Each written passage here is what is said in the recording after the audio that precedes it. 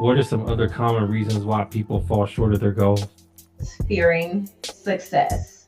Backgrounds like my own, when you do not come from a lot, success can be a very scary thing.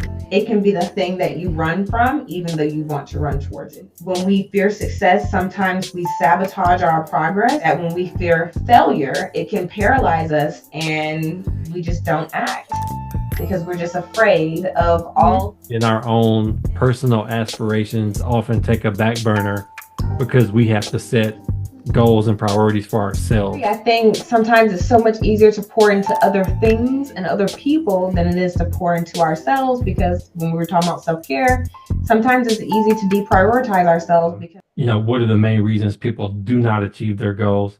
I think one of those would be not celebrating the wins in between, and they get discouraged and they give up, right? Because it just seems too much, seems too daunting. So I think that would be one reason. From an execution standpoint, what are some other common reasons why people fall short of their goals? I would say I'm going to list them out and then I'll go into detail. So I would say first is fear. Well, not first. This is not in any particular order, but like one is fear, one is a lack of resources, and one is lack of planning. So we'll start with the fear. Okay. I have an amazing therapist. Her name is Katie, and she's helped me to figure out so many things about myself. And one of those things was fearing success. Hmm. I think backgrounds like my own, when you do not come from a lot, success can be a very scary thing. It can be the thing that you run from, even though you want to run towards it. And so fearing success and fearing failure, I think that those things can prevent us from going after the things that we want to do. When we fear success, sometimes we sabotage our progress in ways that we're not even aware of. And I think that when we fear failure, it can paralyze us and we just don't act because we're just afraid of all the different factors that could get in the way that we may or may not know how to navigate. And it's paralysis. We're frozen. We're stuck in place. The fear, whether it's of success or of failure, is the thing that blocks us from our goals. Yeah, and that fear of failure is that typically fear of judgment. Like, what are people going to say about me? What are people going to think? And, Who am I going to let down? mhm. Those kind of things, right? Yeah. And I think it's also because if we fail, like, how do we internalize that? Do we make it mean something negative about ourselves and our capabilities? Yeah, Um, so it's like, it's not just like, okay, the conversation that we're going to have with others about, this failure. But it's also a conversation about like, how are we going to talk to ourselves about this? Because a lot of times we identify with the work that we do and what we accomplish is a huge part of our identity. So for some reason, when we don't perform as well as we think we should, we internalize that as something that's inherently wrong with us. yeah, So I think that fear, it plays a huge role in whether or not we do or don't achieve our goals. yeah. And really, we should flip it and embrace the failure because anybody that's achieved anything Yeah. worthwhile has failed numerous times along the way. So I think detaching failure and not interpreting it as being tied to brokenness or some lack of quality we have or whatever, right? I think that's key to making sure we change our mentality. You should almost tally your failures on the way because if you're not failing enough, you're probably not shooting high enough, right? Exactly. And I mean, there's so much to learn from like missing the mark. Um, when I look at it, it's like, let's say that we have like this big thing that we're working towards and we kind of fall short of it. But like somebody told me something when I worked I used to work in higher education, and she said something about shooting for the moon and you'll land among the stars. So even if you don't make it to the moon, like you'll get somewhere in that vicinity. Yeah. And you're much closer than what you were had you not tried at all. And since when is failure, I keep using my air quotes, like since when is that a bad thing? Yeah. Like, I don't know why it has to be a bad thing. I think it's because of how we choose to think about it and how we internalize that experience. But failure doesn't have to be a bad thing. It can be something worth celebrating because that means you stepped outside of your comfort zone Yeah. and you did something risky. You did something wild. You did something that you probably thought you weren't capable of. Like you were going after something, and that's something to celebrate, whether Yeah. you get and accomplish that thing or not. And that's where the biggest lessons are too. Hmm. Right. And the Yeah. people who ridicule people for failing are usually the ones who aren't doing much, right? The people Yeah. the people who aren't focused on taking action themselves, that are kind of spectating on the side, are the ones who are kind of, and so social Yeah. media, like online, people are brutal, man. Like Mhm. tearing people down for their mistakes and failures online. I think Yeah. subconsciously that can make people afraid of failure as well. Yeah, Brene Brown said something about that, and I don't know if it was like a Netflix special or her TED talk, but I think it was a Netflix special. She was talking about the harsh judgment she received from doing her TED talk. It is so easy to sit on the side and judge someone. But the reality is, if you have time to sit there and judge someone, chances are you probably aren't doing a lot in your own life, because if you were, you realize that judgment is so harsh, especially when someone's doing something different or new. If you've gone out and tried something yourself and you failed, then you can respect someone going out trying something and maybe it doesn't sit well with you, but like they put themselves out there.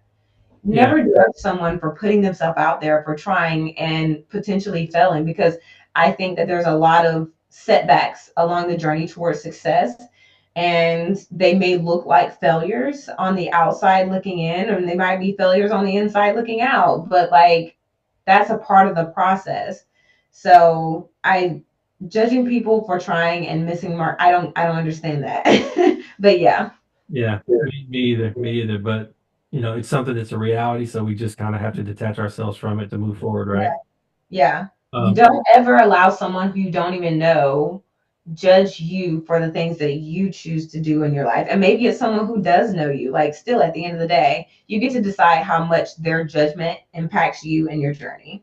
yeah, you mentioned Brene Brown. She's actually got a quote that she uses. I can't remember if it's in her TED Talk or if it's in Brave or what, but she talked about if you're not in the arena, like the people that matter, the people whose opinions matter.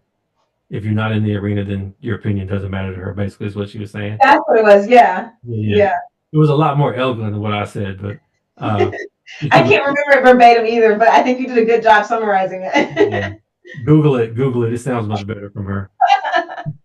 Yeah. All right, good stuff. So you said we talked about fear, Mhm. fear of failure before we move on, because the next one's lack of resources. But fear of success. You said, I'm sorry, fear of Yeah. success. What does that mean? Why would somebody be afraid of success? Your guess is as good as mine. No. I can only talk from my personal experience here. This might resonate with people who have like similar backgrounds or even different backgrounds. Like, when I was growing up, we didn't have a lot. Like, we slept on the floor in the living room. We may or may not have had a pillow. We may or may not have had a blanket. We were raised by a single mother who did the best that she could to provide for us.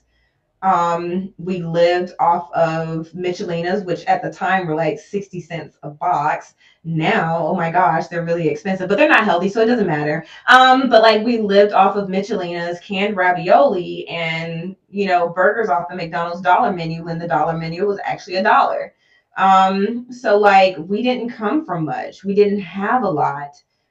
She worked at a convenience store. She cleaned houses. Like she drove school buses. She did a lot of things to provide for us. But you're raising five girls on your own, working at a convenience store, making minimum wage and cleaning people's houses. Like it's not going to, provide as well as she probably wanted to, but she did the best that she could. Um, and so I didn't see a lot of success, growing up. There were not a lot of, let me word this better. There were examples of success, but I mean, I grew up in Dublin, Georgia, and it's a very small town. And so I didn't have an abundance of access to things that could help me to imagine a life outside of like what we were living and what we were doing. Got So it. we don't come from a lot. Um, the idea of having even just a little bit more can be scary. You don't know what to do with it when you get it. And it's just, I don't know. I really don't understand the psychology behind it. But like coming from that upbringing, having very little, it's scary to dream of more, because once you start to dream of something different, I'll use the word different. Once you start to dream of something different from yourself, it goes against everything that you know. Your entire identity, your entire belief system. It's a lot of unraveling that happens when you start to look towards something different for yourself. And Hmm. so that unraveling, it's like a fear of success. What happens when I get there? And then when I get there, you can't even enjoy being there because you fear losing it all. Yeah. And sometimes those fears of losing it all don't even make any sense. And so because you fear it, you start to engage in things, engage in behaviors that push that, goal further and further away from you, because you're so afraid of getting there and not knowing what to do when you get there, and you fear losing it all. So like that's how I understand the fear of success, because that's how it's played out in my life. But I'm pretty sure like there's other people who can probably talk to it a little bit more intelligently than I just did. But like, I think it's a real thing to fear success. No, I think you put it well, because basically you're talking about the unfamiliarity of it, and then Mm-hmm. the weight of sustaining it, right? Mm-hmm. Can be scary. Yeah, it's something you're not it's foreign to you, so the unfamiliar is scary to a lot of people, probably most people. And Yeah. then what if you lose it when you get there? Like, how do you sustain it? It can be feel heavy Mm-hmm. to try to carry that, right? And there's a lot about yourself internally that you have to change along that journey. Because, like I said, when you don't come from a lot and you're working towards something different, you're really like, when I say like you're changing your entire belief system, your thought processes, and things like that, like there's a lot of unraveling that happens in that process. And like that change is very scary. Yeah, Yeah. I can see that. I can see that. You mentioned lack of resources. Yeah, I think that that impacts people's ability to achieve their goals in two ways. So, like when I think of lack of resources, I'm thinking about things that are within your control and things that are outside of your control. I'm an optimist. Optimism and positivity is one of my core values. So, like I like to focus on things that are within my control. I don't like to feel like, oh, I can't get something because of this extraneous variable that's outside of me that I have no control over. Like, I'm going to think about, like, what can I do to get there? But the reality is, resources play a huge role in our ability to accomplish the things that we set out to do. And it's about getting very creative and like, you have to be yeah, I'll use the word creative. Sometimes you have to be very creative about how you're going to get to where you want to be, because you may not always have the resources necessary for you at your disposal. Let's say you want to create your own business, but you can't get a small business loan.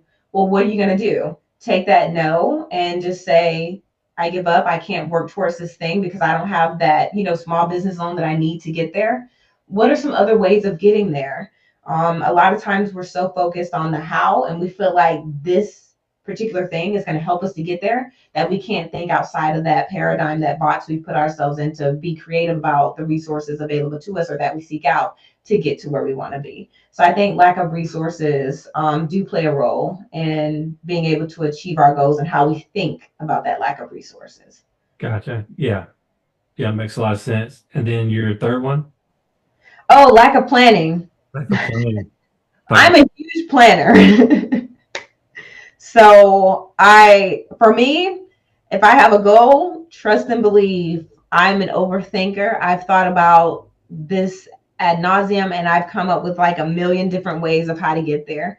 And then sometimes it's a good thing, it's a bad thing, because like that, like you're saying, if it's a long term goal and you have all these different things that you need to do to get there, it's like, oh my gosh, it's overwhelming. yeah, Um, but like, I love to have tools at my disposal that help me along my journey. I'm a huge fan of Asana. But if you're a person that loves a paper planner, go for it. I used to have I think it was like a simplified planner by Emily Lay. I would just write everything down.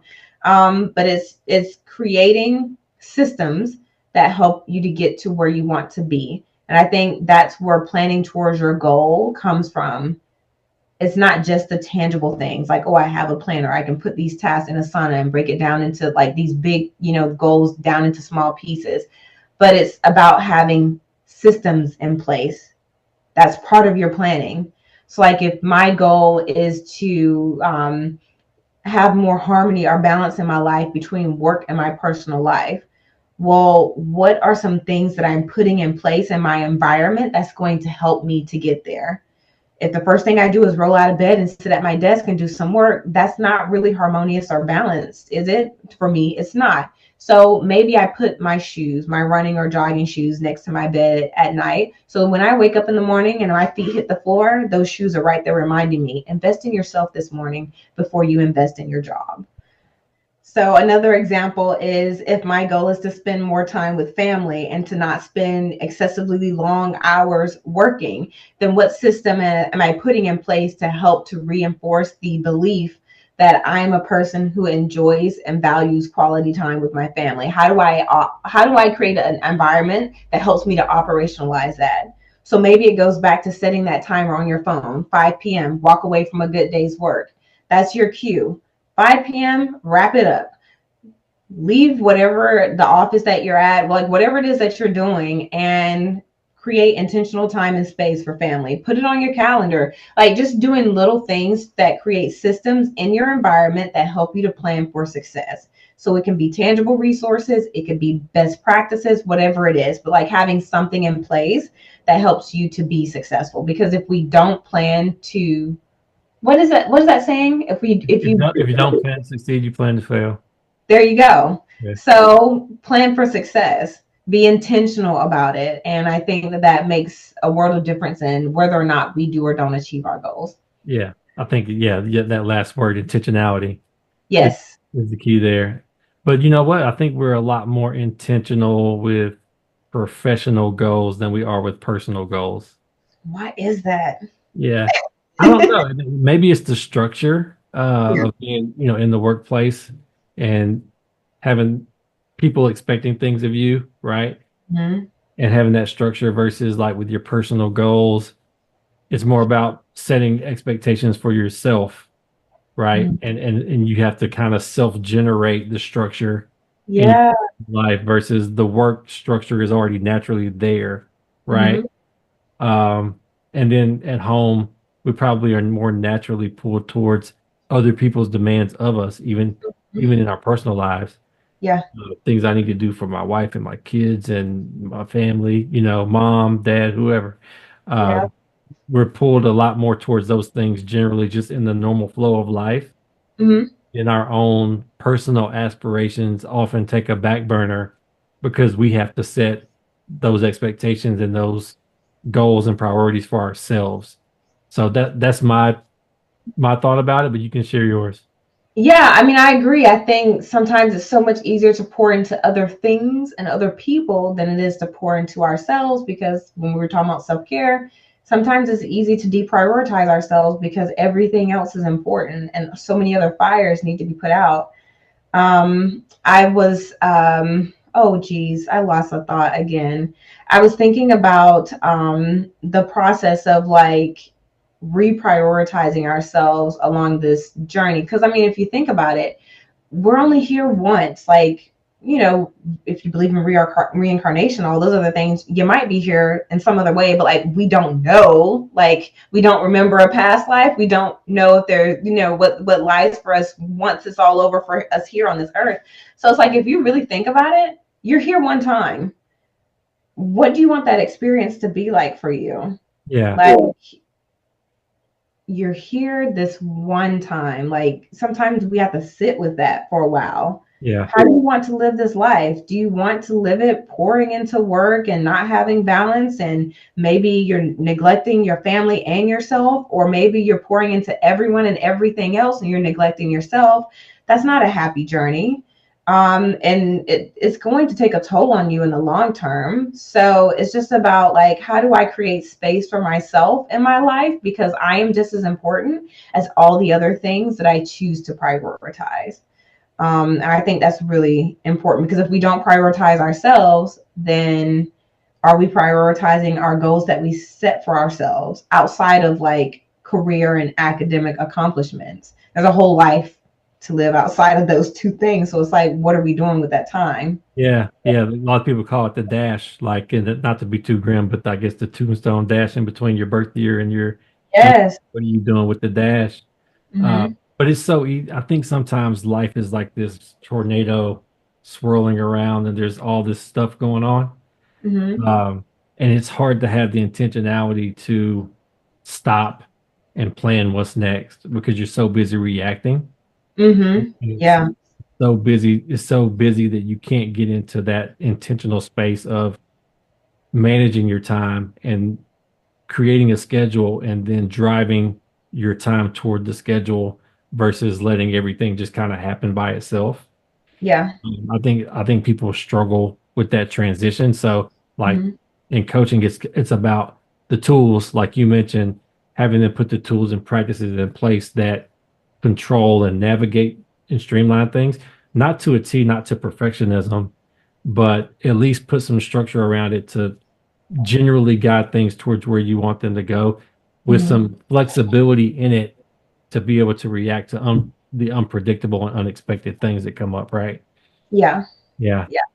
And I think that goes back to our conversation about like stress, always being in that fight or flight mode. You don't have time for yourself. I mean, there are people out here who are working full jobs, they have children, they take care of their parents, like they have a lot going on, and they truly and honestly feel like I don't have time for myself. And it's just about figuring out like how do you create that magic moment for yourself, even if it is just 3 or 5 minutes. Like you have to create space for yourself in your life because you cannot healthily pour from an empty cup. So if you're spread thin, you got to figure out what is something that I can let go of. What is something that I can like put to the side to create just a little bit of space for myself? I mean, one of my sisters, she prides herself on being the best mother that she can be. And I'm thinking about her in particular. All of my sisters are mothers. They're all awesome at what they do, but like one is coming to my mind in particular. And there are some ways in which she makes her life so hard because she's trying so hard to be any and everything to her children and to her family because she wants to be able to provide for them better than what we had growing up. Yeah. And so, in that strive to meet that expectation she sets for herself, she makes things harder for herself and then she has less time for herself. So, it's like, well, maybe you don't do A, B, C, D, and E. You just do A, B, and C, and then you leave off D and E and you create that space for yourself. They're still going to have this great experience, but now you've created space for yourself to make it a great experience for you too.